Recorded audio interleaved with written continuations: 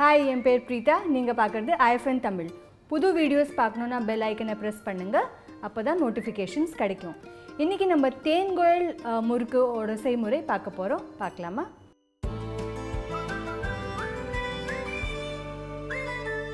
இப்போ first step நம்ம என்ன பண்ண போறோம்னா அரிசி மாவு வந்து கொஞ்சமா வறுக்க போறோம். இது வந்து கலர் மாறக்கூடாது. ஜஸ்ட் அந்த மாவு கொஞ்சம் சூடாக்குறோம் நம்ம. என்கிட்ட ஆல்ரெடி 2 கப் அரிசி மாவு இருக்கு. இப்போ இதை சேர்த்துடலாம். இதை வந்து நம்ம ரொம்ப மிதமான சூடில் வறுக்க போகிறோம். இப்போ இது வந்து நான் ரெடிமேட் அரிசி மாவு யூஸ் பண்ணல. நான் என்ன பண்ணியிருக்கேன்னா அரிசியை வந்து நல்லா ஊற வச்சுட்டு அதோட தண்ணியெலாம் வடிகட்டிட்டு அதை நல்லா உணர்த்தணும். அதோட ஈரப்பதம் ஃபுல்லாக போனதுக்கப்புறம் அதுக்கப்புறம் நம்ம வந்து இதை அரைச்சி செலிச்சு அதை யூஸ் பண்ணியிருக்கோம். நீங்கள் எந்த முறுக்கு பண்ணாலும் தட்டை பண்ணாலும் இந்த மாவு அரிசி மாவை நீங்கள் யூஸ் பண்ணுங்கள்.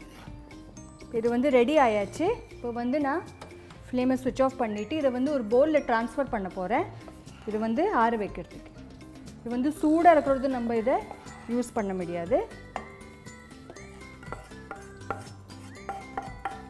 இப்போ இந்த அரிசி மாவு வந்து ஆறியாச்சு. இப்போ இதில் வந்து நம்ம உளுந்து மாவு சேர்க்கலாம். இது வந்து 1/2 கப் உளுந்த மாவு. நான் என்ன பண்ணியிருக்கேன்னா உளுந்தை வந்து கொஞ்சமாக வறுத்துட்டு அதுக்கப்புறம் இதோட தேவையான அளவு உப்பு, இதில் வந்து கொஞ்சமாக வெண்ணெய் இதெல்லாம் சேர்த்துட்டு கொஞ்சமாக பெருங்காயம் தண்ணி கூட ஆட் பண்ணலாம். நான் இப்போ வந்து பொடியாக ஆட் பண்ணிட்டுருக்கேன்.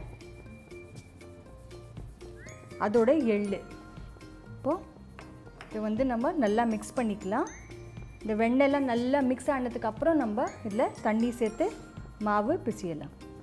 நான் என்ன பண்ண போகிறேன்னா கொஞ்சமாக சூடான எண்ணெய் கூட இதில் ஆட் பண்ண போகிறேன். இதை மிக்ஸ் பண்ணலாம்.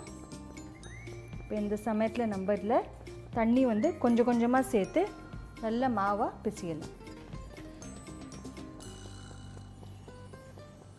இப்போ பார்த்தீங்கன்னா மாவு வந்து பிசைஞ்சியாச்சுன்னா மாதிரி நம்மக்கிட்ட இந்த மோல்டு இருக்குது இல்லையா, இதில் நம்ம ஆட் பண்ண போகிறோம்.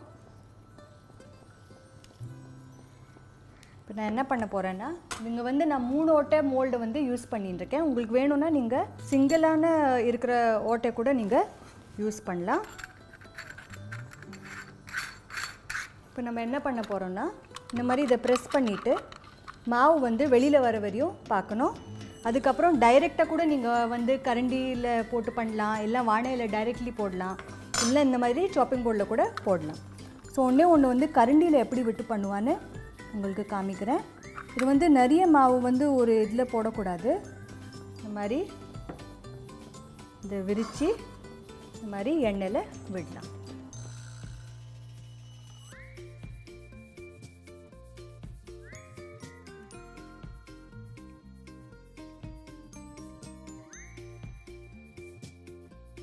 இப்போ இது பார்த்தீங்கன்னா ரெடி ஆயாச்சு. இப்போ வந்து நம்ம ஃப்ளேமை ஸ்விட்ச் ஆஃப் பண்ணிடலாம்.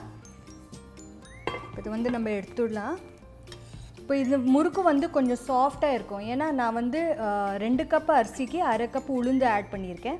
நீங்கள் அரிசி மாவு எவ்வளோக்கு ஜாஸ்தி ஆட் பண்ணுவீங்களோ அவ்வளோக்கு முறுக்கு வந்து ஒன்று கொஞ்சம் ஹார்ட் ஆகிண்டே போகும்.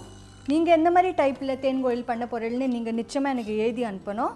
உங்களுக்கு ரெசிபி பிடிச்சிருந்தால் நீங்கள் என்ன பண்ணணும், லைக், ஷேர் அண்ட் சப்ஸ்கிரைப் எங்கள் IFN தமிழ்.